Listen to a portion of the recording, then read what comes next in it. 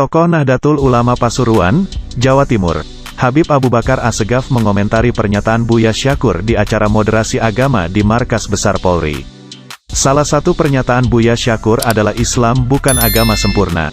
Isinya menyatakan bahwa Nabi Muhammad telah melaksanakan tugasnya sebagai Rasul dengan sempurna. Tetapi pemahamannya bergeser lagi, yaitu beranggapan bahwa Islam adalah agama yang sudah sempurna. Mana mungkin di dunia ada kesempurnaan? Sebagaimana kita ketahui bahwa Buya Syakur adalah pengurus Pondok Pesantren Cadang Pinggan, Kabupaten Indramayu, Jawa Barat. Jadi kalau itu perbudakan masih boleh. Milkul yamin, beli perempuan nikahnya masih boleh. Jual beli manusia boleh. Ya karena tidak dilarang. Ya, jadi artinya bahwa Islam belum pernah sempurna. Dan Nabi mengatakan bahwa tidak akan pernah sempurna, akan dilanjutkan oleh generasi kita setelah itu. Siapa yang meneruskan? Al-ulama. Makanya al-ulama warathatul anbiya. Nah, kita yang meneruskannya. Dalam acara yang diadakan oleh Mabes Polri tersebut, Buya Syakur sebagai narasumber. Menurut Buya Syakur, Rasulullah menjamin siapa yang mendukung persatuan akan masuk surga. Sekarang, ada anggapan orang yang mengucapkan kalimat tasbih, yaitu la ilaha illallah masuk surga. Kata Buya Syakur, menjadi tidak masuk akal. Masak masuk surga dengan ucapan, memangnya film Barbie, memangnya film Aladin. Jadi yang dijamin masuk surga adalah yang mendukung Nabi dalam rangka mendukung persatuan, ucapnya. Pikirannya, yaitu kata persatuan. Makanya, ketika dia menyampaikan visi dan misinya kepada umatnya sebagai Rasul, yaitu adalah mengibarkan benderanya kalimatut tauhid. Kalimatun itu kata, atau kalimat dalam bahasa Indonesianya kalimat kata. Sudah diadopsi dalam bahasa Indonesia sebagai kalimat. Dan tauhid itu, kalau kita konjugasikan dari ilmu konjugasi, itu dari kata wahdah, wahid, satu. Maka ketika dikonjugasikan dengan wazan fa'ala yufa'ilu, masdarnya taf'ilan, maka wahada yuwahidu menjadi tauhidan. Jadi kalimat tauhid itu artinya kata persatuan. Ide besarnya adalah membangun persatuan. Buya Syakur juga menyinggung soal era kepemimpinan baginda Rasulullah yang bisa menyatukan umat Islam selama 23 tahun. Nabi Muhammad, kata dia, sudah menunaikan tugasnya dengan sempurna. Ayat ini isinya menyatakan Nabi Muhammad telah menyelesaikan tugasnya sebagai Rasul yang sempurna. Tetapi pemahamannya bergeser lagi, yaitu beranggapan Islam adalah agama sempurna. Mana mungkin di dunia ada kesempurnaan, ujar Buya Syakur. Kalau itu perbudakan masih boleh, beli perempuan masih boleh, jual beli manusia boleh, sedangkan di Al-Quran tidak dilarang, jadi artinya bahwa Islam belum pernah sempurna dan Nabi mengatakan tidak ada pernah sempurna, dan akan dilanjutkan generasi kita setelah itu. Siapa yang meneruskan? Ya al-ulama, kata Buya Syakur. Beberapa ulama bereaksi atas ucapan Buya Syakur tersebut, salah satunya Habib Abu Bakar Assegaf dalam cuitannya di media sosial Twitter, mengatakan bahwa Buya Syakur adalah sesepuhnya liberal. Agama yang dibawa oleh Nabi Muhammad SAW adalah agama yang telah menyempurnakan semua syariat dan agama yang diturunkan oleh Allah sebelumnya. Beliau berkata dalam sebuah hadis yang sahih, sesungguhnya perumpamaan aku dengan nabi-nabi sebelumku adalah seperti orang yang satu induk, satu sumber. Hanya saja berbeda waktu dan zaman, zamannya, waktunya dan tempatnya. Agama yang dibawa oleh Nabi Muhammad SAW yang kita dengar dengan Islam dan kita anut sekarang ini telah dijamin kesempurnaannya oleh Sang Pencipta.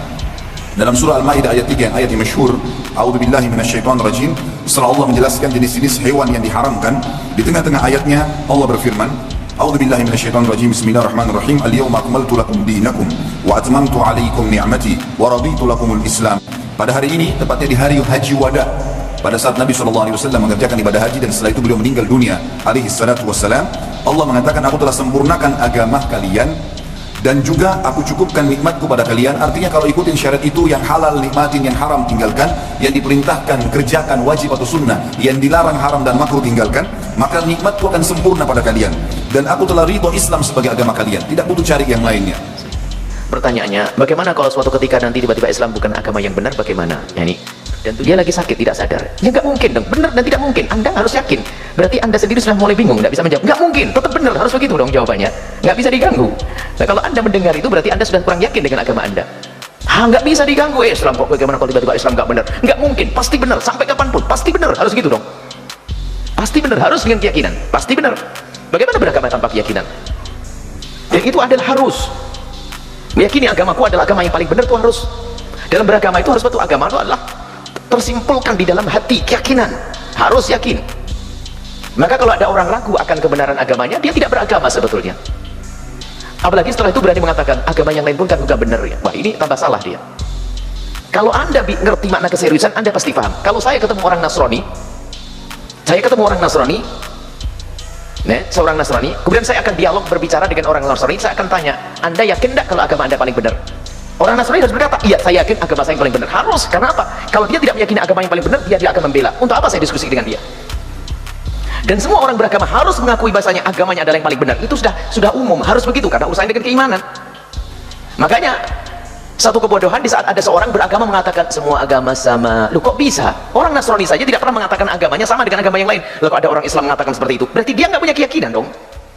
Pernah terjadi dialog kecil, obrolan orang di luar Islam, obrolan kita waktu kita akan diskusi nasional tentang agama-agama dan sebagainya. Lihat, umat Islam ini loh kadang-kadang ini kebawa-bawa dengan cara berpikir yang aneh. Islam ngaco, Islam bener tapi Islam yang dikacau. Islam yang ngaco itu karena dipeluk atau diikuti atau telah dirusak oleh orang-orang di luar Islam. Suatu ketika ada sebuah pertanyaan ringan, saya hanya berkata kepada orang tersebut bahwasanya kalau Anda ingin bertanya tentang Islam, harus seperti waktu saya bertanya dengan orang Kristen tentang Kristen.